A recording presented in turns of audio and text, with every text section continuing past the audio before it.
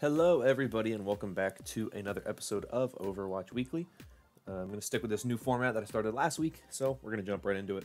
And we're going to do a little switcheroo. Usually I start talking about the normal base game of Overwatch. Today we're going to start talking about the Overwatch League before moving into the base game and the live servers for the majority of this video. Since the last video, a lot has happened with the Overwatch League and with Overwatch in general, but Overwatch League in particular has had a lot of changes. Last Wednesday, the Overwatch League canceled the remaining March and April homestands in response to the coronavirus and the recommendations by local governments and national government officials across the U.S., Canada, France, and even the U.K. So the matches for the homestands were canceled, and it was announced that the matches would be moving online. They would still be streamed, and they would still be casted. And we have the schedule for that now. We have our first couple of online matches this weekend when the Seoul Dynasty take on the San Francisco Shock and the LA Valiant take on the LA Gladiators. And then it's followed by the LA Gladiators taking on the Seoul Dynasty and the San Francisco Shock taking on the LA Valiant. So those are the four matches this weekend. They will be on youtube.com/Overwatch League. But also we got a look at the further schedule beyond this week. There's a lot of matches. There's a lot of Friday matches. There was a Watch Point special. I will link to all of these things in the description if you want to check those out. If you want to see the advanced schedule, if you want to see the way that they're doing things moving forward, you know, the three groups that they have for the Overwatch League going forward, with the Atlantic teams, the Pacific teams, and the China teams all in one separate group. Those are all of the things going on there, primarily with the Overwatch League. So I will have a link to 3 different places that you can look at online just to take a look at how things are changing going forward. That's really just what I would recommend if you're curious about the Overwatch League and how things are being affected. That is where I would look. There's also a new map pool, a bunch of new stuff, so check it out whenever you feel the desire to do so. Next, let's talk about the live game and some of the things that we saw there, because this past Thursday, the 2020 Archives event began. If you want to see any of the unlockable content, the skins, the voice lines, the sprays, all that kind of stuff, I will link to that in the description, my video about it, and you can check them out there. We also have some other things in the patch notes. We have the share replays feature is here now, and Season 3 competitive 6v6 lockout elimination. Some other general updates as well, stuff like in-game friend requests will only display once per session.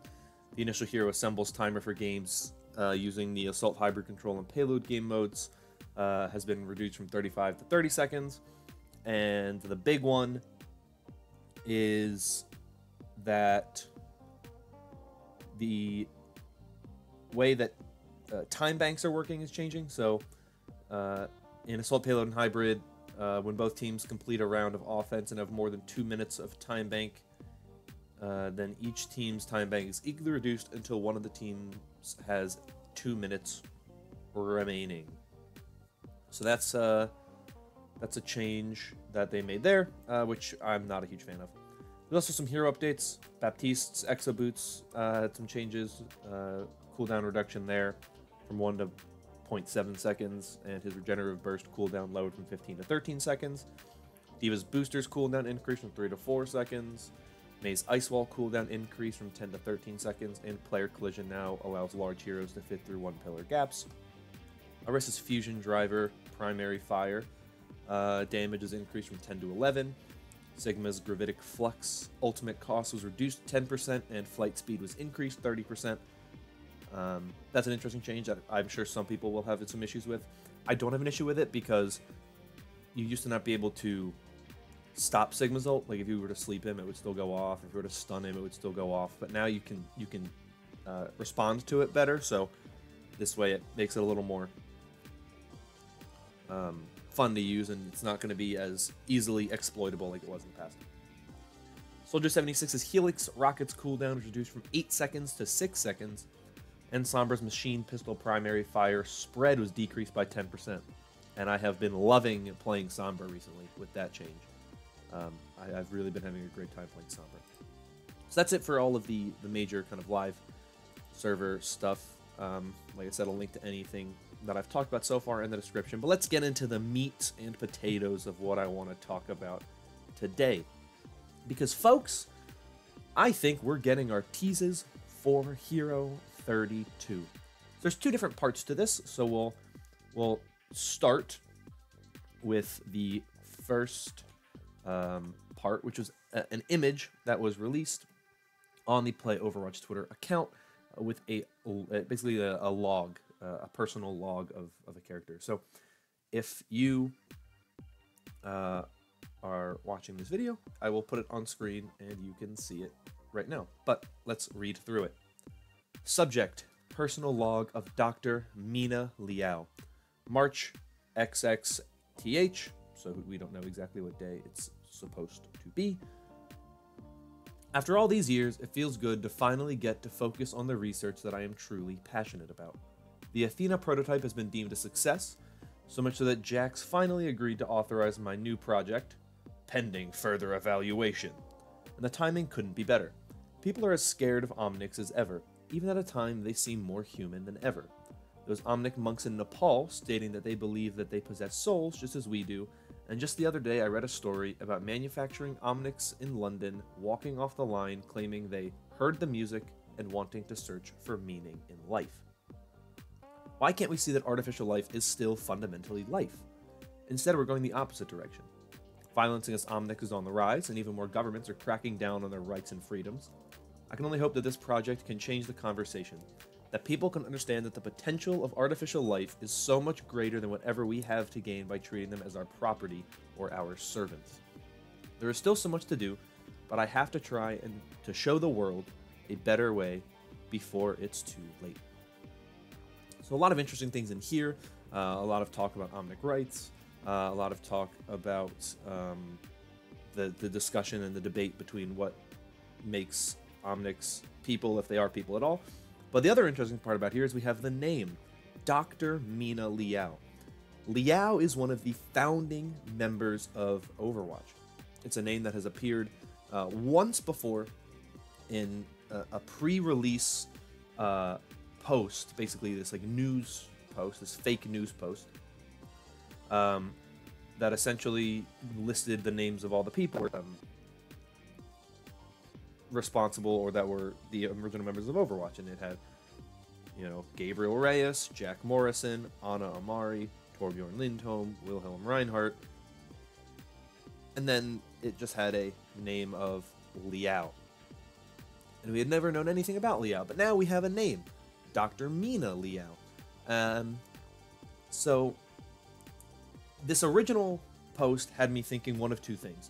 It had me thinking Liao might be the hero, though, you know, maybe not. It would be kind of weird to have this post and then not actually get Liao as a character. But also, this seems like a very kind of like early post, the kind of post that you make to then lead into another post, which is exactly what happened. So maybe it's saying we're going to get an Omnic character, which if we did, most likely it would be Echo. So let's move on to the second post they made, which is a video, which I will play for you all right now. It's very short, and then we will talk about it once the video is over. Everyone get back! Stay down! Stay down!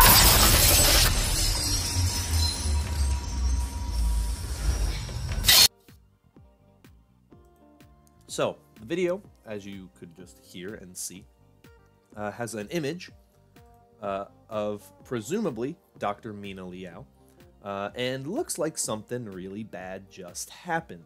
We don't know exactly what it is, but something went down, and it is very important that it is something that gets fixed and gets figured out. So, my guess of what's happening is during this experiment there's an explosion, there's some problem, something happens, and most likely a bunch of doctors and scientists and possibly even Dr. Mina Liao die in this explosion while trying to create Echo.